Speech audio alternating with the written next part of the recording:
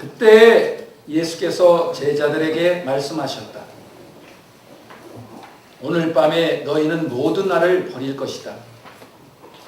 성경에 기록하기를 내가 목자를 칠 것이니 양떼가 흩어질 것이다 하였다. 그러나 내가 살아난 뒤에 너희보다 먼저 갈릴리로 갈 것이다. 베드로가 예수께 말하였다. 비록 모든 사람이 다 주님을 버릴지라도 나는 절대로 버리지 않겠습니다. 예수께서 그에게 말씀하셨다. 내가 진정으로 네게 말한다. 오늘 밤에 닭이 울기 전에 내가 3번 나를 모른다고 할 것이다. 베드로가 예수께 말하였다. 주님과 함께 죽는 한이 있을지라도 절대로 주님을 모른다고 하지 않겠습니다. 그리고 다른 제자들도 모두 그렇게 말하였다.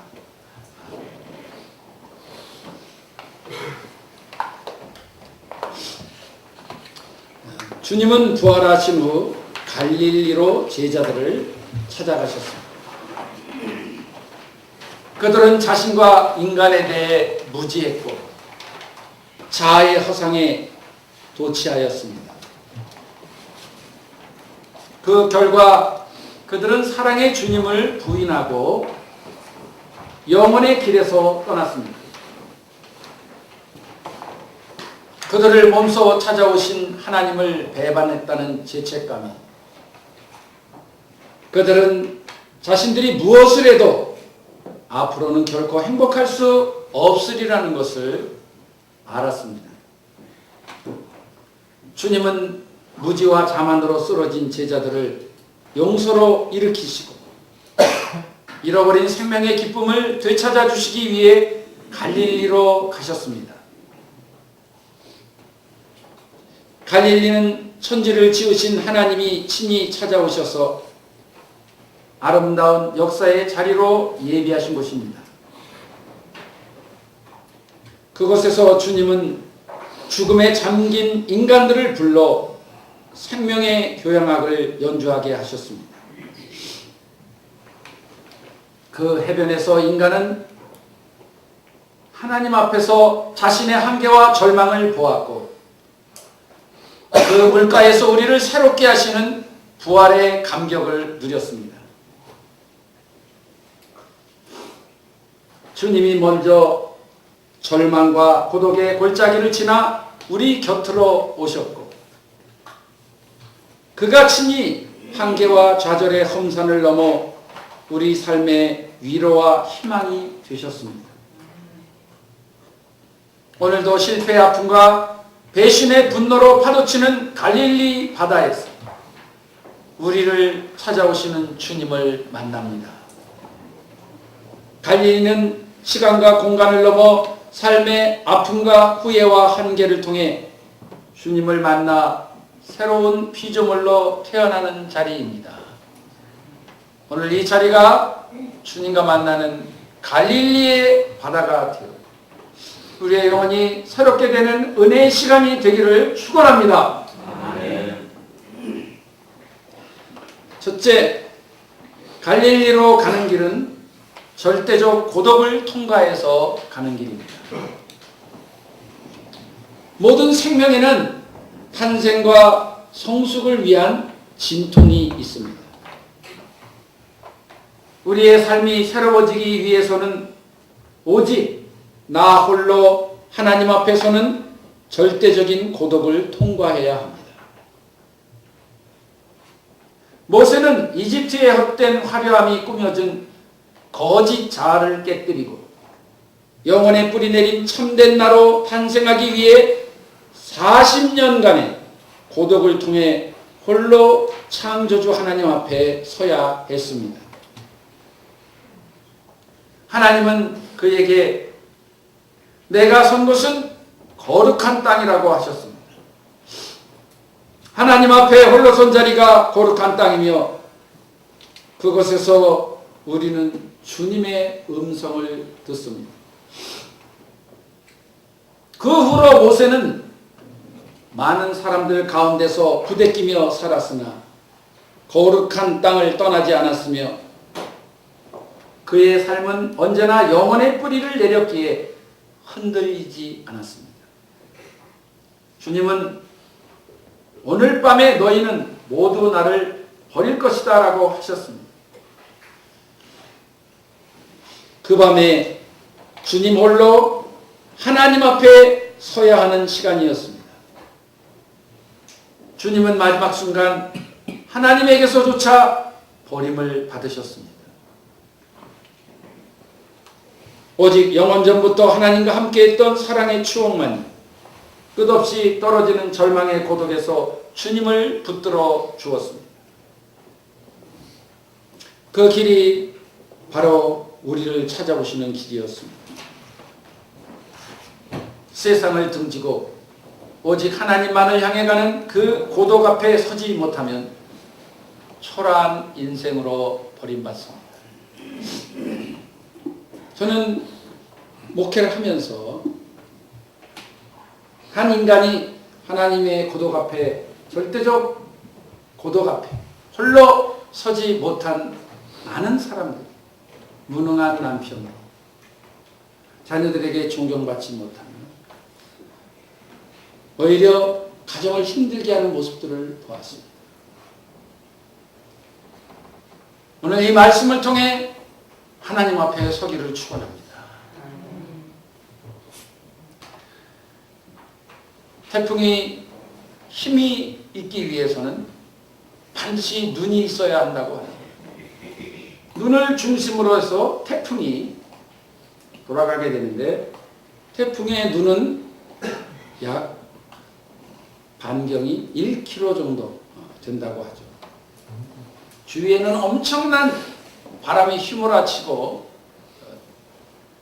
가로수가 뽑히고 가로등이 꺾어지고 지붕이 날아가도 태풍의 눈 가운데는 고요가 있다고 합니다. 그리고 그 자리에 딱 들어가는 순간 하늘을 쳐다보면 하늘이 맑게 개어 있다는 것이죠. 하나님 앞에 홀로서는 삶의 시간이 있습니까? 그 시간이 여러분의 삶의 중심이고 원동력인 줄 믿습니다. 그 시간에 인생을 살아갈 수 있는 통찰력을 얻습니다. 그 시간에 하나님의 능력의 한가운데로 들어가게 됩니다. 그리고 절대로 실패하지 않는 능력의 자리에 서 있게 되는 것이죠. 여러분, 정말 하루에 단 5분만이라도 모든 것을 떠나 하나님 앞에 홀로 서는 이 고독의 시간을 가지시기를 바랍니다. 여러분은 절대로 초라하고 비참한 인생으로 몰락하지 않을 것입니다.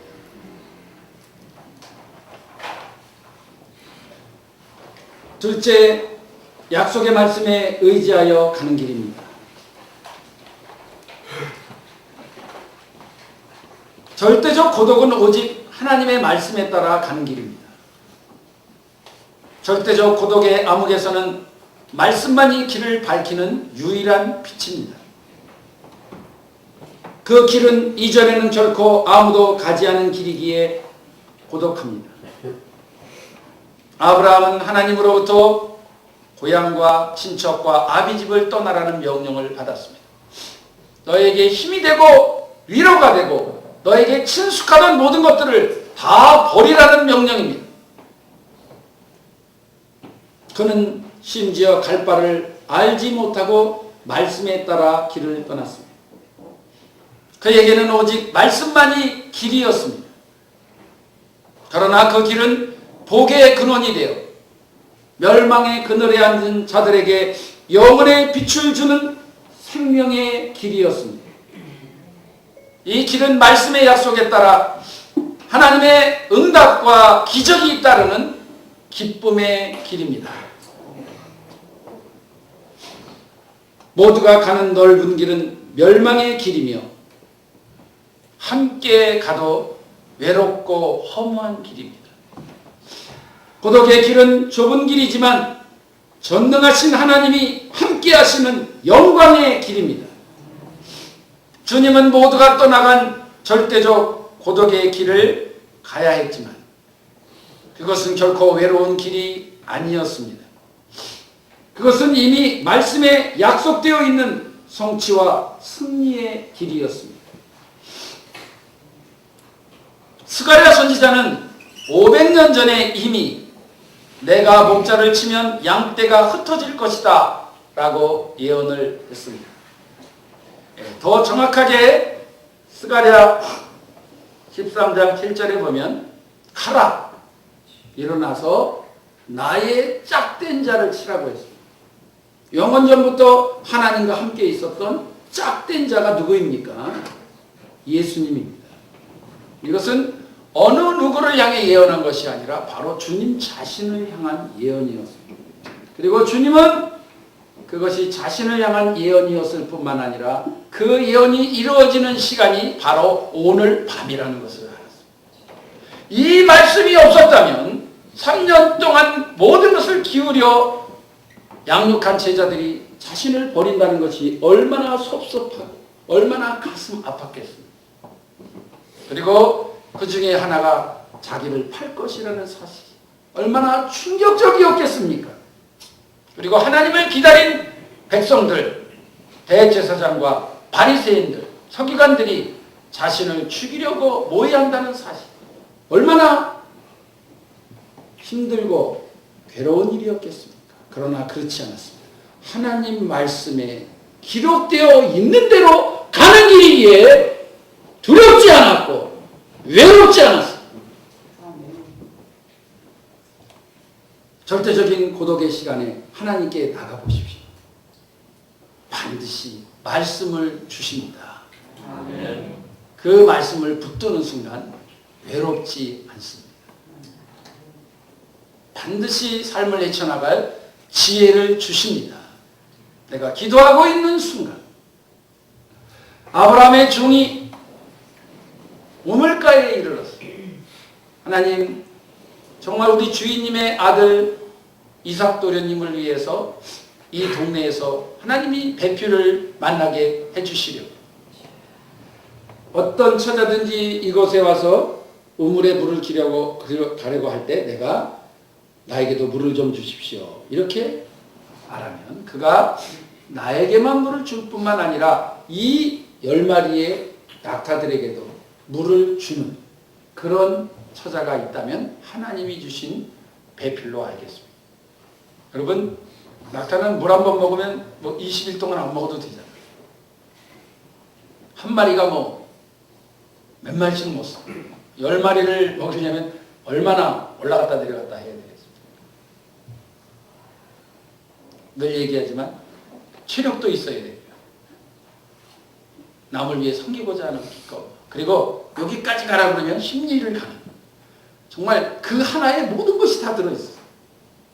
근데 놀라운 사실은 그가 거기서 기도하기 전에 이미 리브가는 집에서 출발해서 그 우물가를 향해 오고 있었다는 것입니다. 아멘.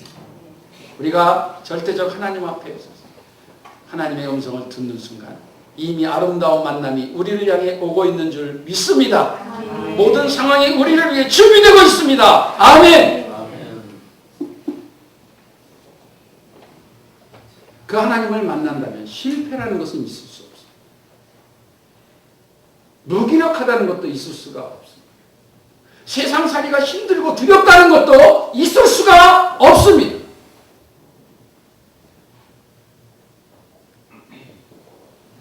어떤 대학에서 유능한 교수가 잘못된 행실로 인해서 동료와 학생들에게 비난을 받았어요. 대자보가 붙었어요.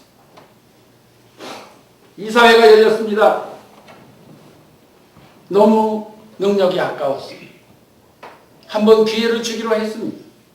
그래서 1년 동안 유급 휴가를 주어 외국에 나가서 연구를 하고 자신을 돌아보고 오도록 했습니다. 얼마나 배려를 한 것입니까? 그런데 그 교수는 말했습니다. 보수도 필요 없습니다. 6개월만 시간을 저에게 주십시오. 하나님을 믿는 분이었는데 자신이 너무나 하나님과의 관계가 멀어져 있다는 것을 깨달은 것이죠. 그는 오직 성경책 한 권을 가지고 시골로 내려갔습니다. 날마다 하는 일이라고는 성경을 읽고 나무를 베고 그리고 풀을 뽑고 농사를 치고 그리고 말씀을 묵상하고 암송하는 일을 했습니다. 6개월 만에 학교로 돌아왔는데 학장이 말했습니다. 우리 학교에 새로운 사람이 나타났어요. 그는 거듭났습니다. 삶이 달라졌습니다. 그리고 그에게는 사람을 끄는 이상한 힘이 있었습니다. 그가 강의를 개설하면 학생들이 모여들기 시작했습니다.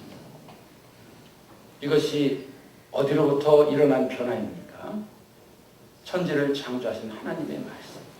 그 말씀이 이 교수님에게 임할 때 그렇게 나타난 것입니다. 어떤 출중한 은행가가 있었어요. 이분은 어떤 지점이든지 부임하면 그 지점을 최고의 수익률을 올리는 지점으로 바꾸는 분이었는데 이분이 말하기를 자기는 2주간만 성경을 읽지 않으면 판단력이 흐려진다고 했어요. 누구를 만나고 무슨 일을 해야 될지를 알 수 없게 되어버린다는 것입니다.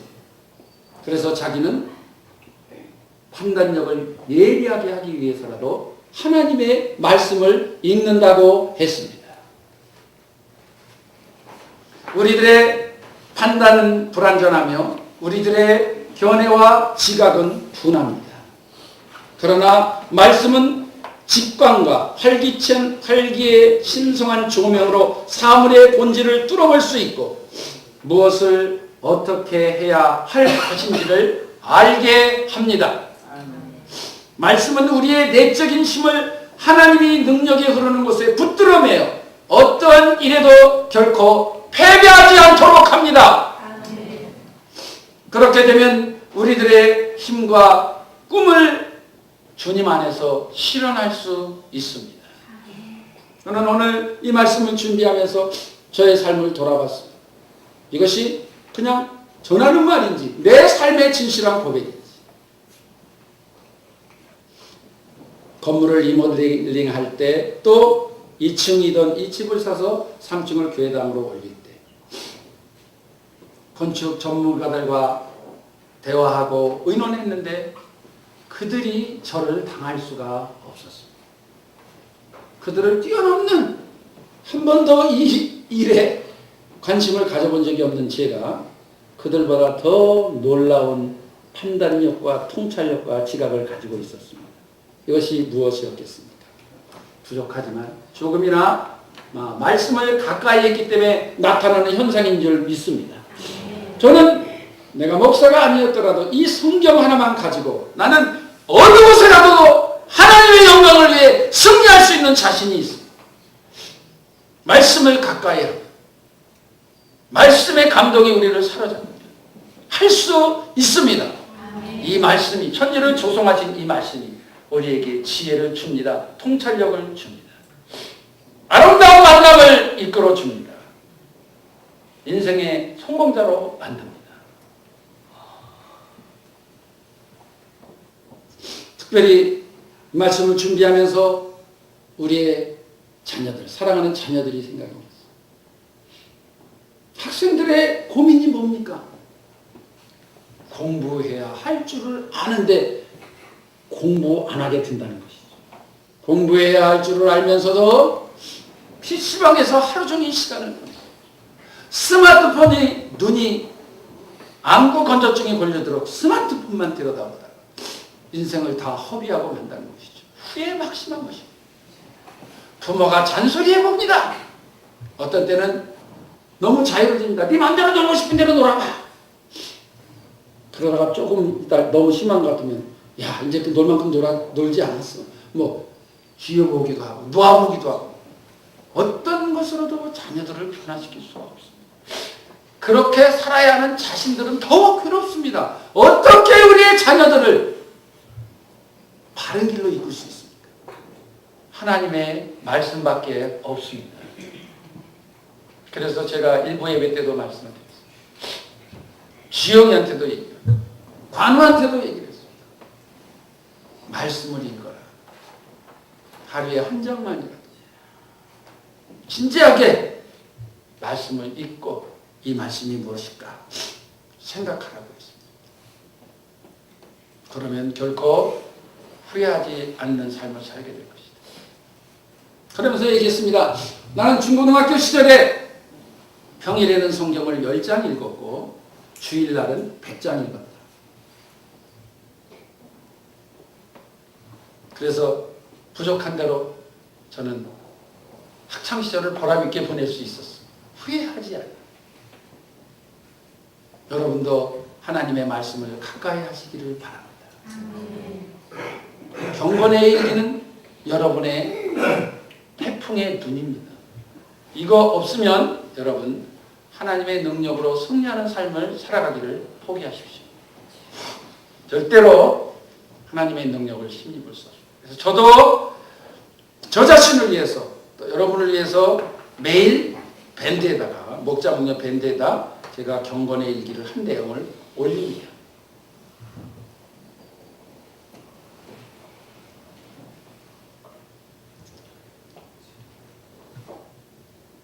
셋째, 인간의 한계를 넘어서서 가는 길입니다. 베드로는 모두 주를 버려도 심지어 죽는 한이 있어도 절대로 주님을 부인하지 않겠다고 장담하였습니다. 그는 아직 인간의 연약함과 한계를 알지 못했습니다. 베드로는 그 밤이 지나기 전 주님을 3번이나 부인하였습니다. 그리고 비로소 인간과 자신의 한계를 깨달았습니다. 누구에게든지 지옥으로 내려가는 사다리가 있다라는 말이 있습니다. 무슨 뜻입니까? 어느 누구에게나 사단의 시험에 걸려 지옥으로 내려가게 만드는 연약함들이 있다는 것입니다. 여러분도 한번 생각해 보십시오. 어떤 것이 나에게 지옥으로 내려가는 사다리입니까? 어떤 사람은 돈에 삶의 공세가 힘들어서 제가 찾아가 보면 반드시 11조를 떼먹고 있어요. 반드시 떼먹고 있어요.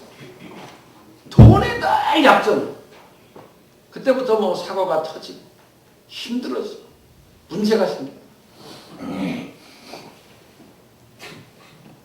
어떤 사람은 명예, 다른 사람들이 나를 인정해 주냐, 인정해 주지 않느냐.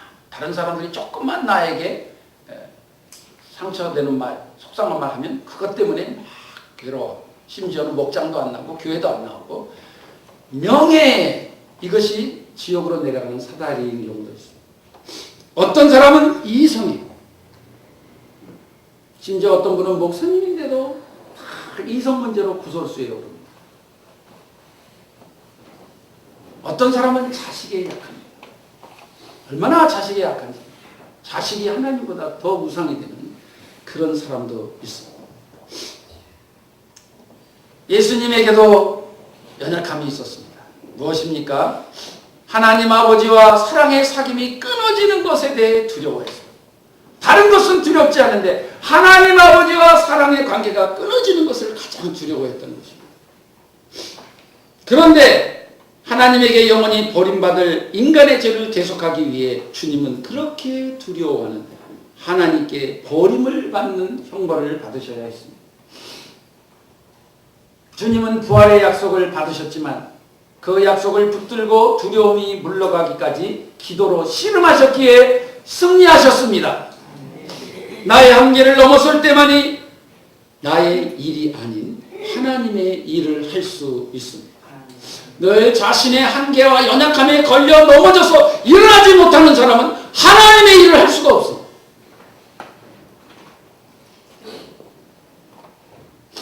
예수님이 먼저 십자가와 부활을 통해 자신의 한계를 넘어선 후에 그들의 한계를 넘어서지 못해 스스로 떠나간 제자들을 찾아가셨습니다. 누가 제자들을 쫓아버렸습니까? 누가 제자들을 보냈습니까? 아닙니다. 하나님을 만났는데 그 하나님이 자기를 찾아오셨는데 그 하나님의 사랑을 3년 동안 입었는데 그 하나님을 배반했다는 이 죄책감 때문에 그들은 스스로 떠나간 것입니다. 이제는 자격이 없다고 생각해서 스스로 떠나간 그들에게 주님은 찾아가셨습니다. 주님은 변함없는 사랑으로 그들을 품어주셨습니다. 그들은 더 이상 자만하지 않았고 겸손하게 주님의 사랑에 의지하여 일어섰습니다. 오늘 이 자리가 우리에게 그러한 갈릴리가 되기를 원합니다. 영상을 보여주시기 바랍니다. She has worked very hard in the last 4 years to come to this spot to try and win that first gold medal individually.